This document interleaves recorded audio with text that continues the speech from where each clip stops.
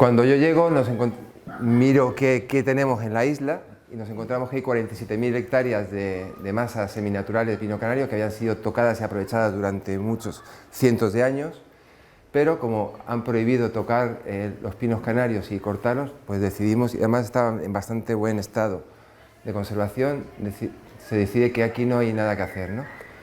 Hay 11.000 hectáreas de repoblaciones de pinar canario, 2.100 de radiata y unas 4.000 hectáreas de masas miniaturales de Monteverde, sin contar Teno y Anaga.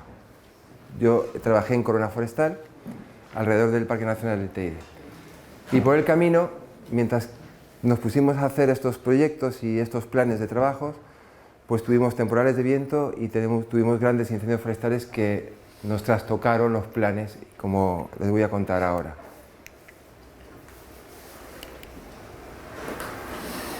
¿Qué nos encontramos nada más empezar? Éramos ingenieros nuevos, jóvenes, y nos encontramos, lo primero, un gran rechazo social hacia la corta de pinos y hacia todo lo forestal. No existía una cultura forestal en la isla, había una cultura ambiental ultraconservacionista, y ahora veremos los motivos, vamos a hacer un poco de autocrítica también los forestales. Nos encontramos que hay un desconocimiento total de cuál es el estado de las masas, cómo se encuentran en esos bosques, un desconocimiento de las técnicas agrícolas porque no se habían aplicado nunca, porque lo que estudiamos en las escuelas de ingeniería no vale para Canarias. Yo, de hecho, cuando llego aquí, yo nací en Madrid, me formé en Madrid, llegué hace 26 años y la vegetación era diferente, las especies eran diferentes, la fotosíntesis es igual, ¿vale? Y eso quiere decir que la base es la misma, pero las especies cada una funciona de otra manera, ¿no? Había que aprender. No hay empresas forestales, no existe maquinaria ni mano de obra especializada. Esto hoy en día ha cambiado mucho, están todos ustedes y muchos más como ustedes que han cambiado las cosas, ya hablaremos de esto. Y también faltaba industria y mercado que asumiera los productos que íbamos a generar como consecuencia de los tratamientos. Y luego problemas legales con los consorcios, con los espacios protegidos, muchos problemas nos encontramos. Este rechazo es lo que más me impactó hacia lo forestal. No estaba, tenía un motivo. En los años 70, el ICONA, en los años 70 no, en los años 50, 60 y 70, estas fotos son de los años 70, corta grandes superficies de Monteverde para plantar pino radiata y las corta de esta manera y hacen... Entonces en Tenerife llamaban a esto cortas a matarrasa y las cortas a hecho, lo que los agricultores llaman cortas a hecho, ahí llaman cortas a matarrasa. Y matarrasa no porque se cortara una mata rasa desde la base, que es donde viene el concepto, sino porque mataban todo y lo dejaban raso. Y esto creó mucho daño ecológico y mucho daño hacia la profesión forestal. Y luego deciden arreglarlo y sustituir el pino radiata por Monteverde, pero lo hacen de la misma manera. Esta foto es del año 98, justo el año que yo entré. Las cortas para sustituir el pino radiata otra vez por Monteverde se hacían igual de salvajes que como se había hecho al principio. Y los destrozos en el suelo, los impactos paisajísticos eran brutales y la maquinaria era maquinaria de construcción. Con lo cual, arreglar el desaguisado era peor casi que el desaguisado en sí mismo. A lo largo de todo lo que les voy a contar, hemos hecho en Tenerife desde el año 98 hasta hoy. Voy a empezar con el primer encargo que me hicieron. Cuando yo estaba en GESPLAN me mandaron a hacer unos proyectos de tratamientos agrícolas en pinares canarios procedentes de repoblación. Hicimos un inventario, porque no había ningún inventario. Bueno, ¿cuántos pinares hay? ¿Dónde están? ¿Cómo están? Vamos a observarlos, vamos a analizarlos. Y nos encontramos que la gran mayoría ya tenían más de 50 años y una densidad enorme. Teníamos 11.000 hectáreas, una densidad de 2.000 pies por hectárea, entre 1.600 y 2.000, hasta 2.500 en algunas parcelas, y tenían ya 50 años de edad. No se había aplicado ninguna silvicultura sobre ellos. Y este era su estado. Un montón de árboles secos y muertos, llegamos a inventariar parcelas de 600 y 700 pies muertos y secos por hectárea sobre 2000, y estos como estaban, eran palillos de dientes con unas copas pequeñísimas, que eran un sexto, un octavo de la altura del fuste era la copa, y de un ancho de 1 metro, porque no podían crecer. Había un antecedente, se habían cargado unas parcelas de claras a Madrigal, a la Escuela de Ingenieros de Montes de Madrid, y se habían hecho unos estudios de claras, y se habían practicado en esas parcelas unas intensidades de claras el 20% del área basimétrica, el 30%, que es lo que los forestales, desde el punto de vista de producción de madera, siempre se ha hecho con las especies de espino. Las claras se hacen para que los árboles crezcan en diámetro para optimizar el producto madera. Si haces una clara de más de esa cantidad, empiezas a desperdiciar madera, pero aquí la madera no nos interesaba, no queríamos producir madera, queríamos recuperar un pinar natural. Y entonces nos dimos cuenta que las claras que se habían hecho, las 4 parcelas que había, eran insuficientes, y que el pino canario además podía aumentar esa intensidad de clara. ¿Qué nos encontramos? Masas inestables, con un crecimiento estancado. Si hacíamos un corte a un árbol estos, encontrábamos que los 15, 20 últimos anillos estaban totalmente juntos, casi no se podían ni contar, habían dejado de crecer. Árboles con muy poco vigor, delgados, sin copa. En cuanto nevaba, había viento o plagas, aquí hay una plaga de macaronesa, se los comía porque estaban débiles, aunque luego se recuperaban de aquella manera. Los incendios hacía que esto ardiera entero de abajo arriba. Problemas de persistencia, todos eran de la misma edad y no había regeneración ninguna, con lo cual cuando esto llega a la decrepitud se morían todos y no habrán dejado. Habría que diversificar las edades para que existiera persistencia, que es la primera norma de cualquier forestal, conseguir la persistencia del bosque. Nada de biodiversidad, no escasa, sino nada. Aquí no había sotobosque ninguno, nada del cortejo florístico del pinar, masas monoespecíficas, ni flora ni fauna, no se oía nada, eran oscuras y tétricas. El bosque es fundamental en las islas para captar las brumas y captar el agua y recargar los acuíferos. También les contaré algo de esto. Esto no recargaba nada porque cuando están tan densas la nube choca contra la masa de copas y no se mete dentro.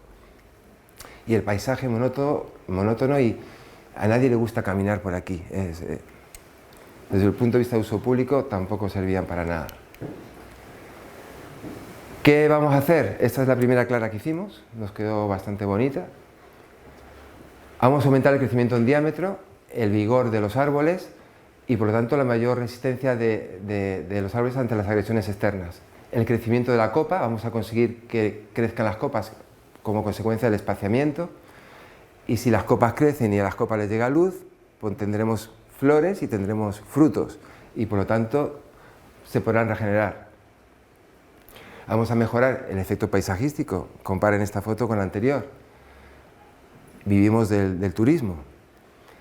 Vamos a mejorar, por aquí pueden volar los pájaros, los murciélagos, hay un montón de especies de murciélagos endémicas del pinar. Por aquí entra la nube y ya los árboles gotean y escurren agua, de la otra forma rebotaba. Además nos dimos cuenta, que yo lo desconocía y era bastante curioso, al poner en luz el fuste, los brotes epicórmicos empezaban a brotar, los pinos brotaban desde abajo hacia arriba, lo habrán visto después de los incendios, y brotaban también de cepa. Y teníamos montes, hemos llegado a hacer montes bajos de pino canario. En cuanto ponemos en luz el suelo, aparece el cortejo florístico y por lo tanto la fauna, sobre todo la bifauna. Y entonces aquello empieza a coger vida. Y empiezan a aparecer piñones y germinación de piñones. Y también apareció la producción de setas. Ahí no se podía coger setas en las anteriores, aquí sí, la seta necesita luz también. Y empezamos a hacer claras selectivas por abajo, o sea, quitábamos los árboles dominados, intermedios y los que menos habían crecido. Como todos habían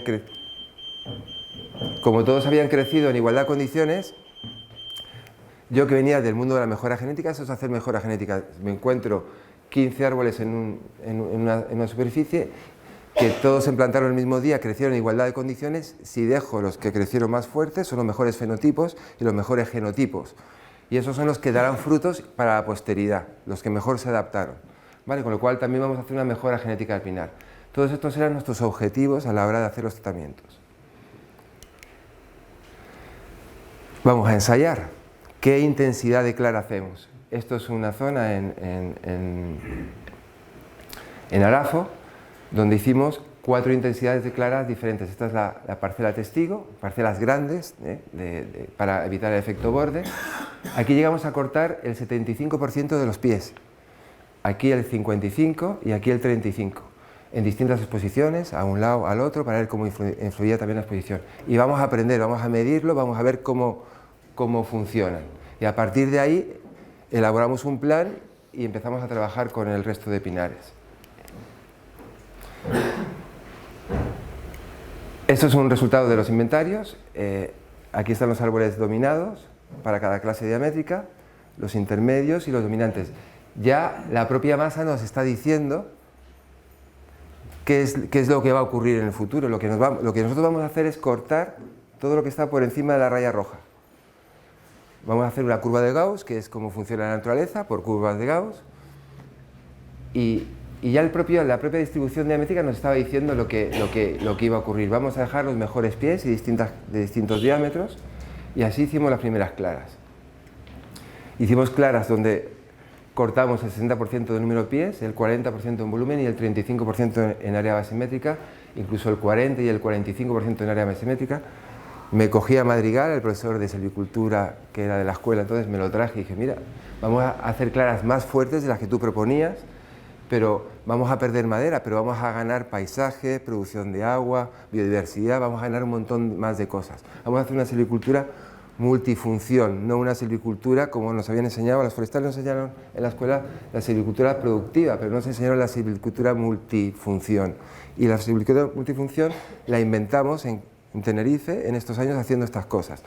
De hecho, yo siempre les decía que podíamos hacer un algoritmo en función de cómo corte, puedo fomentar más el sotobosque o la captación de brumas o la bifauna en función de la forma de cortar que tengamos los árboles, o la madera, así que lo que queremos es madera. Tenemos la formación, tenemos los conocimientos técnicos, tenemos que observar el bosque, tenemos que aplicarlos y ver qué ocurre antes de y hacer pequeños experimentos, pues para no hacer grandes cagadas como se hacían antes, hacerlas pequeñas y aprender de los errores. Y hicimos una silvicultura multifunción. En esta época empezamos a trabajar también en el Plan Forestal de Canarias, nos reuníamos con compañeros de otras islas.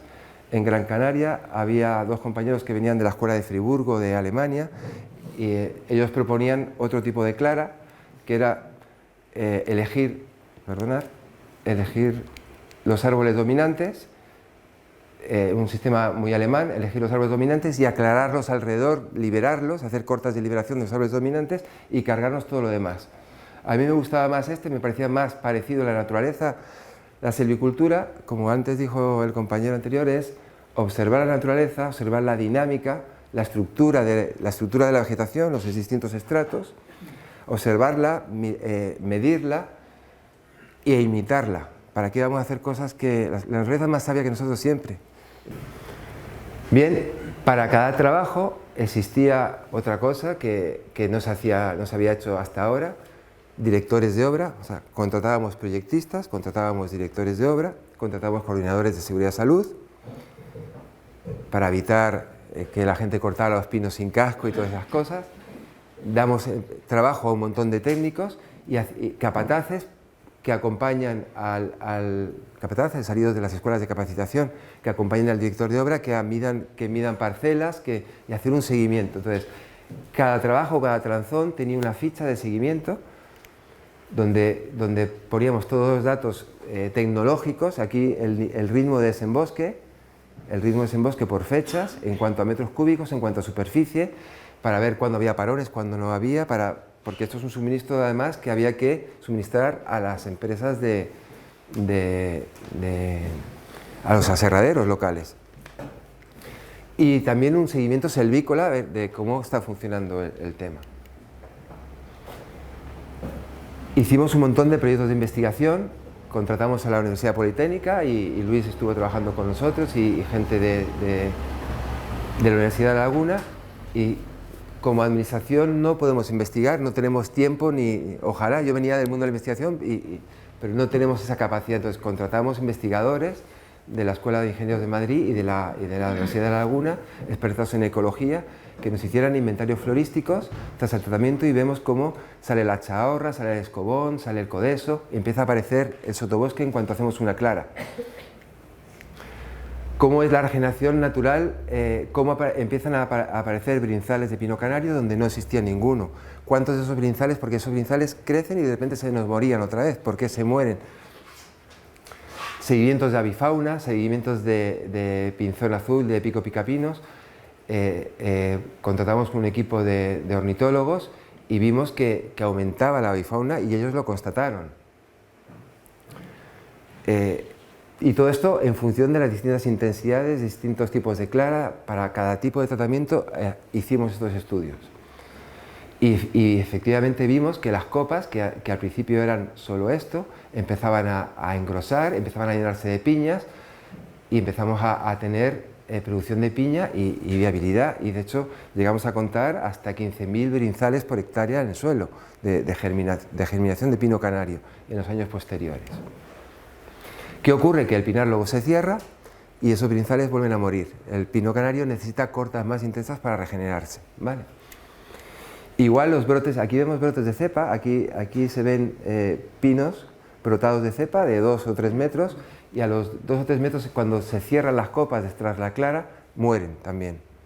Yo me quedé asustado y dije, vamos a conseguir un monte medio en vez de conseguir lo que queríamos, vamos a volver a tener los 2000 y pico pies por hectárea, pero unos van a ser de bote de cepa, y al final los brotes de cepa terminan muriendo, salvo que estén en un cortafuegos a plena luz. Si están en un cortafuegos a plena luz, el brote sobrevive.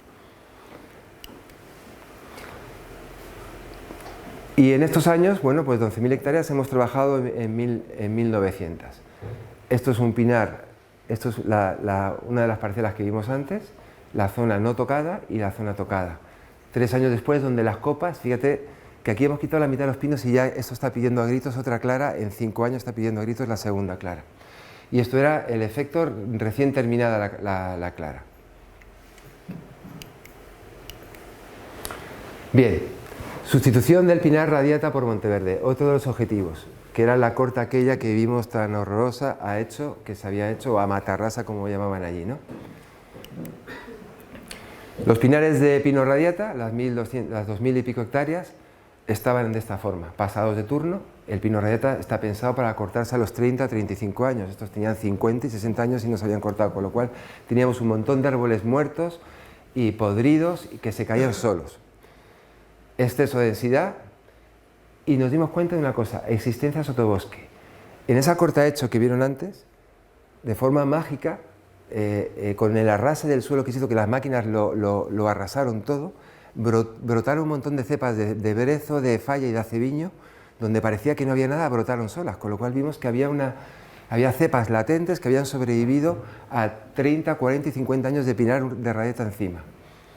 Y en otras zonas ya teníamos, a medida que se iban muriendo los pinos radiata, iban saliendo aceviños y laureles, incluso follados, dependiendo de la zona, de la altitud y la exposición a la bruma, que iban saliendo. Entonces dijimos, lo primero vamos a quitar las cortas a matarrasa, o las cortas a hecho, realmente eran cortas a hecho, no cortas a matarrasa. Vamos a quitar las cortas a hecho, que no son necesarias, y vamos a intentar ir haciendo un aclareo sucesivo del pinar radiata para que el Monteverde que hay latente vaya creciendo a la sombra, porque el Monteverde a la sombra crece de una manera y al sol crece de otra. Si lo pongo al sol voy a tener un brezal, fundamentalmente, brezal, codeso, jara y algún que otro aceviño y alguna que otra falla, pero si lo hago a la sombra voy a tener follado, laurel y aceviño, y ya me pongo en otro estadio de la evolución natural, ¿vale? Entonces, si hacemos un aclareo sucesivo, y entonces estudiar, analizar la dinámica y la estructura, lo que es la silvicultura. Esto es un dibujo que hice yo en el año 99, 2000. ¿Cómo es un pinar radiata? Pues había pinares de radiata con un brezal debajo o con nada debajo, solo había Erica arbórea. Había otros que tenían un aceviñar latente, se habían quedado los aceviños, algunos habían brotado, otros no, se habían quedado ahí y ahí estaban durante años que no crecían, ni iban para arriba ni para abajo. Cuando había un árbol muerto, como vimos en la foto anterior, pues este aceviñar tiraba para arriba, en cuanto le llegaba la luz, subía para arriba. Entonces, estos también son unos dibujos que a mí me gusta dibujar, que primero hicimos a mano y luego hicimos una guía, a esto también tenemos una guía. Si tenemos un latizal de pino canario, consecuencia de las cortas de regeneración que se hacían en los años 80, que se cortaban cortas de regeneración del pinar natural, un latizal que nunca se había aclarado con 10-15.000 pinos por hectárea, más los brezos, todo así, esto arde en masa y llega hasta las copas de los pinos padre que tienen 30 metros de alto y ya más de otros 30. Y tenemos esos incendios como los que hemos visto antes en tus fotos. Pero, si hemos hecho esto, este incendio que viene ardiendo en masa desde el suelo hasta arriba, baja al suelo o salta por arriba. Y el ejemplo es ese que les enseñé antes, la prueba. No, esto no es teoría, lo tenemos comprobado. Entonces, el proyecto de restauración es, bien, vamos a restaurar la vegetación si la naturalizamos, porque esto es mucho más natural que esto. Esto es consecuencia de una corta a hecho de pino canario para producir madera que luego no se ha tocado nunca. Y esto es la evolución natural de eso. Entonces, si naturalizamos la masa, prevenimos al mismo tiempo los incendios, con lo cual la restauración ecológica y la prevención de incendios van de la mano. Entonces, vamos a hacer esto para conseguir esto, ¿vale? Y para evitar que el fuego arda y provoque ese daño tan desastroso, sino que salte. Y aquí tenemos entonces, aquí se hacían claras, se provocaba un rebrote brutal del brezal como consecuencia de la puesta en luz del suelo. Luego hacíamos un control del rebrote donde cortábamos todo el brezo y dejábamos solo las fallas. Aquí vemos solo las fallas. Esto estaba lleno de brezos como esto. Y al final, esta foto es de ahora, tenemos un pinar fallal con fallas de 8-9 metros y pinos de 15-20 metros. Al hacerla clara, los pinos crecen un montón. Vale. Esto es el año 2009 y esto es el año 2012. La misma zona. Si se fijan, estos árboles, estos pinos padre, son estos mismos. Y esto estaba calcinado, totalmente calcinado. Todo esto de aquí era todo negro. Había ardido más aquí. Y la otra parte es que sabemos lo que va a ocurrir después del incendio, todos lo sabemos. Entonces, la otra parte es que había zonas que hay poblaciones debajo, donde cuando llueva, como no hay... va a pasar esto, van a venir las riadas y las avenidas. Entonces, para evitar esto, hicimos un montón de fajinas con todos los restos y, lo más importante, hicimos un seguimiento y un análisis estadístico de todas las fajinas que hicimos.